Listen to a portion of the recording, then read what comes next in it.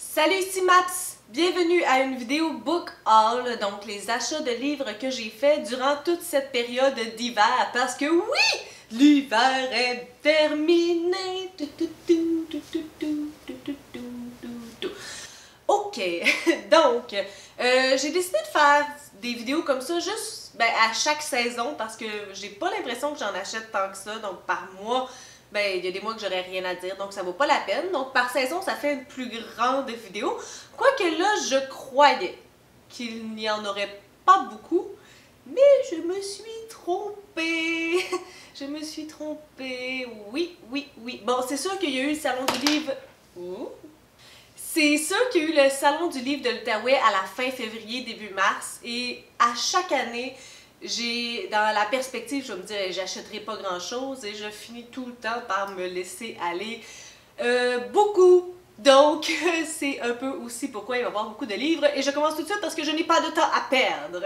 Donc, en fait, ces livres-là, je les avais commandés dans la saison de l'automne, mais je les ai reçus après. Donc, je les ai reçus, je pense, la première journée de l'hiver, comme le 20 décembre.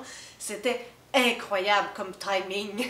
Donc, je ne vous les ai pas présentés parce que je ne les avais pas en ma possession. Peut-être que je vous en avais parlé, mais en fait, je vous en ai parlé après, au mois de janvier. J'ai fait un petit sondage, lequel des 4 livres je devrais lire en premier. Et là, j'arrête de faire tout ce blabla et je vous en parle. Donc, Luzerne Rousse, la maison d'édition, avait fait une campagne de sociofinancement. Et puis, j'avais donc acheté 2 livres. Et ces 2 livres sont ceux-ci. Vapeur et ténèbres de Pierre-Olivier Lavoie et Oser pour soi de Sandra Dussault. Vapeur et ténèbres, le monde n'est rien qu'un mensonge voilé par l'obscurité. Les hommes qui y vivent ne sont que de vulgaires insectes, des êtres obsolètes, des pantins qui n'attendent que d'être manipulés. Isaïa ne souhaite qu'une seule chose, mourir, mais c'est impossible puisqu'il est condamné à voir le temps s'écouler. Alors qu'il ne croit plus en sa mort, celui qu'on appelle Seigneur des Ténèbres reçoit une visite pour le moins inattendue. En échange du retour de la paix sur Terre, il aura enfin ce qu'il veut, rejoindre les siens dans l'au-delà. La réalisation de son souhait le plus cher vaut-elle la peine de redevenir le pantin du pouvoir? Désolée, j'ai l'impression d'avoir une voix de schnout, là. Je suis tout le temps malade. Donc, ce livre-là, je ne l'ai pas encore lu, mais dans mon planning, dans ma planification annuelle, j'aimerais lire un livre de Luzerne Rousse par mois parce que j'en ai plusieurs, là, vous n'avez pas vu tout ce qui s'en vient. Donc, je crois que je l'avais planifié pour le mois d'avril. Oser pour soi maintenant de Sandra Dussault. Depuis le départ précipité de son frère en Inde, Cédric remet en question son avenir que ses parents ont déjà tout tracé pour lui. Afin d'éviter de possibles confrontations, il se réfugie dans le garage, seul endroit où il peut être lui-même. Élevé modestement par sa mère, Suki s'interroge sur une partie de ses origines.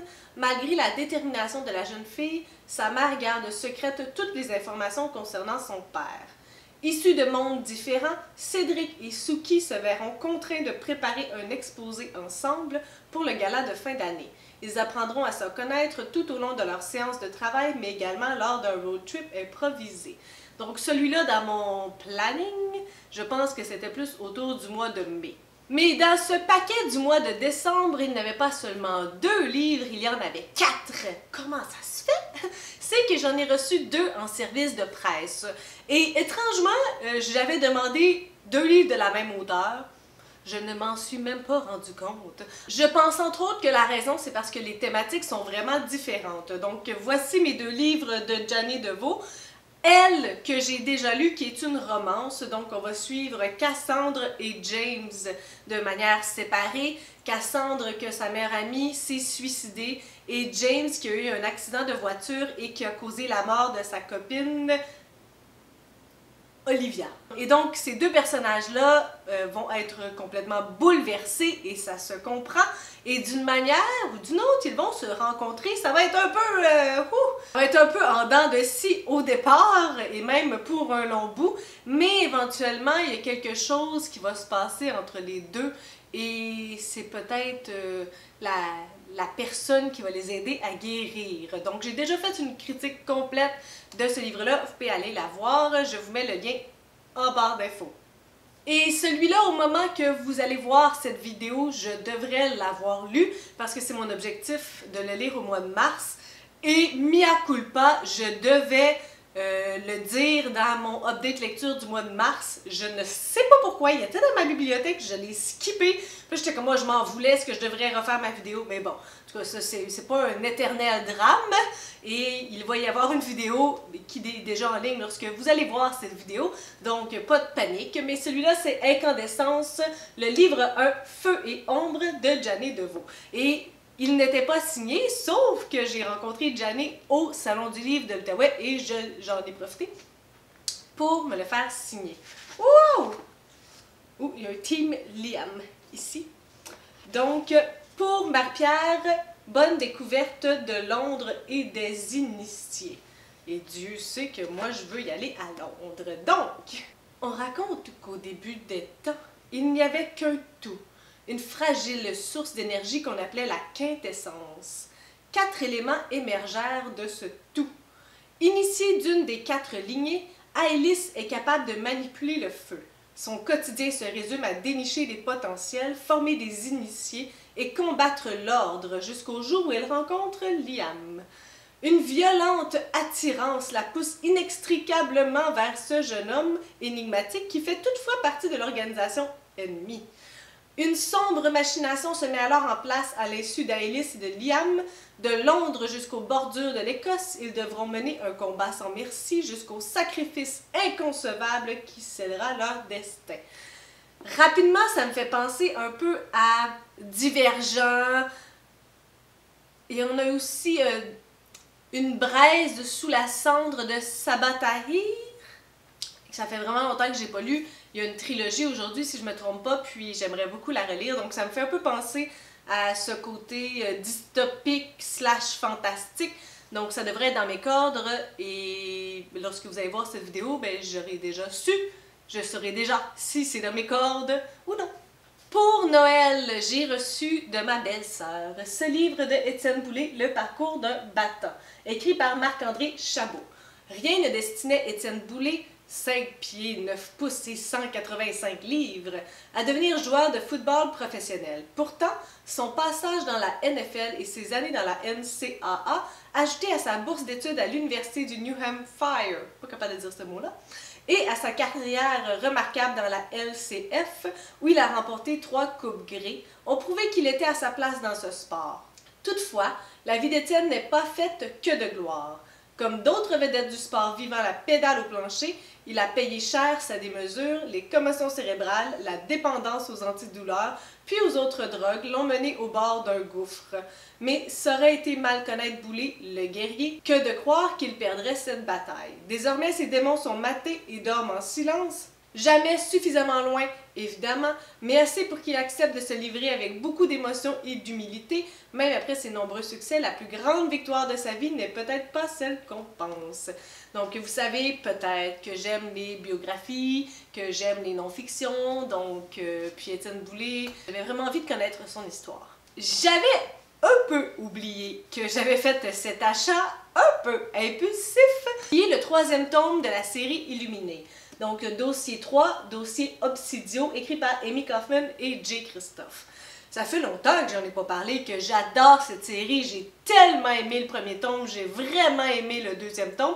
Et j'attendais impatiemment que le 3e tome soit en français. Lorsque je suis allée à la librairie, il était sorti en France au mois de novembre, mais il n'était pas encore sorti au Québec.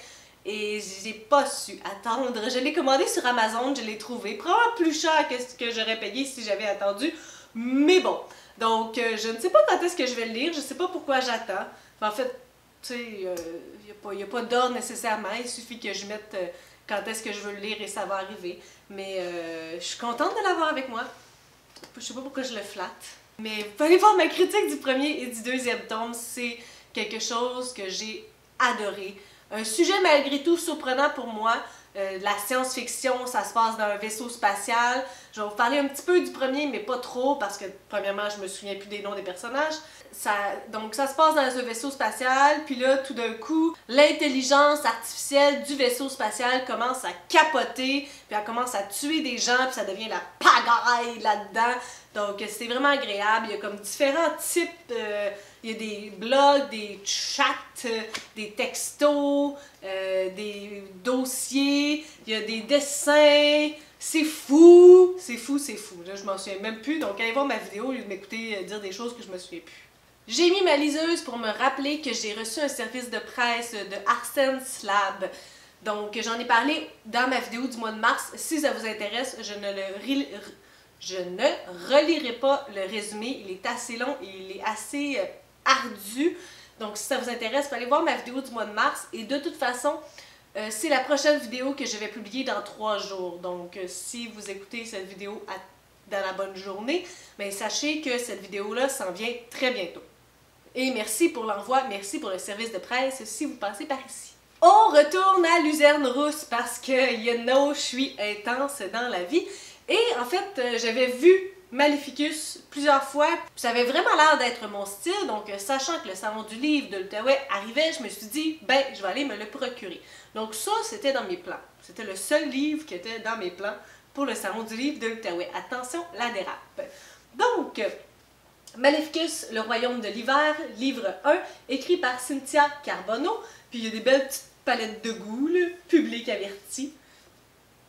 Et j'ai eu aussi droit à sa signature. Ici, on est Team Alden. Pour Marie-Pierre, bonne lecture et bienvenue au royaume de l'hiver. Ne fais confiance à personne. La tempête n'est jamais loin. Et Chocolat. La guerre fait rage entre le royaume de l'hiver et celui des neiges. Suite à la défaite de son frère Ross, alors principal héritier du trône, le prince Chiavel s'allie à sa mère afin de décimer leur famille et ainsi régner sur le territoire. Lena, servante au château, découvre malencontreusement leur funeste machination. Pour s'assurer de son silence, la reine Naomi l'envoie à la potence. La veille de son exécution, la jeune femme est sauvée in extremis par Chiavel, qui ignore totalement que celle qui l'engage pour sa périlleuse expédition causera sa perte. Elle mentionnait que c'était un genre de Game of Thrones. Donc moi, j'ai jamais écouté Game of Thrones. We'll see. Et donc, je continue sur ma dérape du Salon du livre de l'Outaouais 2019. Dans la collection de Luzerne Rousse, comme je vous disais, c'est une maison d'édition assez récente, quelques années, peut-être 3, peut-être plus, mais en tout cas, ils n'ont pas des centaines de livres, donc je regardais ça, puis il m'en manquait que 2 de leur maison d'édition. Et là, j'ai posé des questions, j'ai demandé, mais voyons, ça parle de quoi, la quête du Griffon? Et puis Stéphanie m'a expliqué ça, puis je me suis dit, ben voyons donc, ça pourrait être mon genre de livre. Donc, me voici à acheter la quête du Griffon. Donc, ce livre-là, Les guerriers de ténèbres, livre 1 de Catherine A. Ouellette. Le monde de Théia est à feu et à sang. Sentant que le temps lui est désormais compté, l'enchanteresse Rowena de Sora décide de faire renaître un ancien ordre, celui des guerriers de lumière.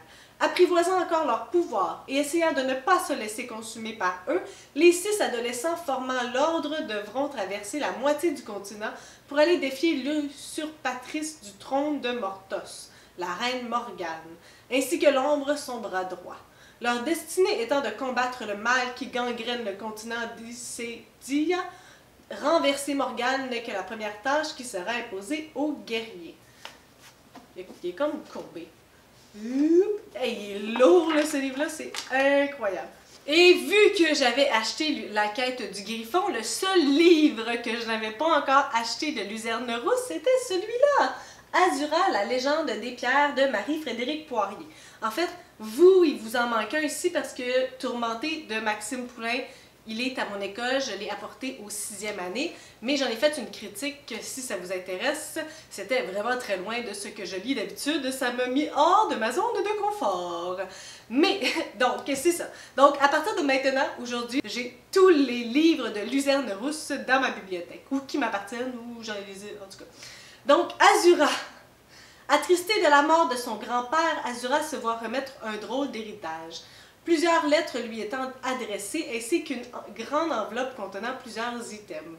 Son grand-père, à travers ses dernières volontés, lui donne une quête qui poussera Azura à se dépasser. Pour respecter le souhait de Victor Lapierre, sa petite fille n'aura d'autre choix que de se lancer tête première dans une aventure hors du commun afin d'établir la justice et la démocratie dans le monde parallèle. La jeune femme devra trouver les 5 pierres d'azur qui permettront de révéler le mystérieux secret de la déesse qui pourrait avoir de terribles conséquences lorsque placée entre de mauvaises mains. Et finalement, pour boucler ma boucle avec Luzerne Rousse, j'ai eu droit à des extraits des prochains tomes à venir. Donc le deuxième tome d'Incandescence, le livre que je vous montrais préalablement, celui-là, va se nommer Déchéance. Donc lorsque j'aurai terminé le premier tome, je vais pouvoir lire un extrait du deuxième. J'ai aussi un extrait du deuxième tome de Tourmenté, qui était le premier tome de Maxime Poulain de l'Entremonde. J'ai l'extrait qui se nomme Traqué. C'est le livre Jusqu'à lui de Joanie Touchette. Donc celui qui a déclaré que le temps guérissait toutes les blessures vivait clairement dans un monde de ouates moelleuses et de licornes magiques, où les épreuves difficiles, les vraies, du genre se faire jeter par le mec censé vous aimer pour toujours, même suite à l'accident le plus dévastateur de votre vie, n'existaient pas. Autrement, son stupide proverbe n'aurait jamais vu le jour. Et je ne serais pas morte de l'intérieur depuis 4 mois. 4 mois que l'homme de ma vie m'a abandonnée dans cette chambre d'hôpital. 4 mois que je ne pense qu'à lui et au jour où j'irai le retrouver. Et ce jour est arrivé. Grosse parenthèse, Luzerne Rousse, c'est terminé. Récemment, dans la vidéo 8 auteurs que j'ai découvert par rapport au Salon du livre de l'Outaouais, j'ai lu le livre Les Suicidés d'eau claire d'Éric Mathieu. Si vous n'avez pas vu ma critique, allez la voir. Si vous avez vu ma critique, vous savez que j'ai été bouleversée par ce livre-là. Donc, lorsque j'ai vu qu'Éric Mathieu avait un autre livre, j'ai décidé de l'acheter, j'ai décidé d'aller y jaser un petit peu au Salon du livre, de vaincre mon énorme timidité et d'aller lui dire à quel point j'avais apprécié son livre et même que j'avais fait une vidéo à propos de celui-ci. Ça a été toute une épreuve de courage, moi qui est si awkward socialement. Donc, le deuxième livre, c'est Le Goupil d'Éric Mathieu. Comme il cause, ce gamin, il n'arrête jamais. Tout ce charabia, on ne comprend rien. Qu'il est bizarre avec sa peau toute ridée. On me regardait comme une bête curieuse, je parlais sans cesse, mais j'étais réduit au silence. Il m'a aussi mentionné qu'il faisait partie d'un recueil de nouvelles Cartographie 3 Translation. C'est tellement drôle parce que mon défi de ce mois-ci avec Challenge Lecture Grumpy Cat, ces nouvelles, je me disais les étoiles sont alignées pour que je lise toutes ces œuvres. Malheureusement, j'ai cherché à la bibliothèque et je ne l'ai trouvé nulle part. Ni à la bibliothèque de Gatineau, ni à la bibliothèque d'Ottawa. Donc, il aurait fallu que je l'achète. J'ai manqué ma shot. Mais oui, c'est ça. Donc, je vais vous mettre l'image quelque part ici. Et c'est pourquoi j'ai acheté ce livre-là et que je l'ai fait dédicacer. À Marie-Pierre, je te souhaite une bonne lecture. Merci beaucoup, amitié Éric Mathieu, le 2 mars 2019. Ces 3 livres-là, maintenant, l'explication, c'est que j'étais en train de jaser avec Max Booking au Salon du livre de l'Outaouais. Toujours, on est toujours là. J'étais encore au Salon du livre. Tous les achats que j'ai faits sont rendus là. Donc, j'étais en train de jaser avec lui, puis il me parlait des achats qu'il avait faits. Il avait acheté le livre E de Patrick Isabelle. Puis, je sais pas pourquoi, je sais pas où est-ce que j'en ai entendu parler. Ça doit être un booktuber que j'ai entendu, je ne sais pas qui. Mais il me semblait que le concept me disait quelque chose. Le premier livre, c'est eux.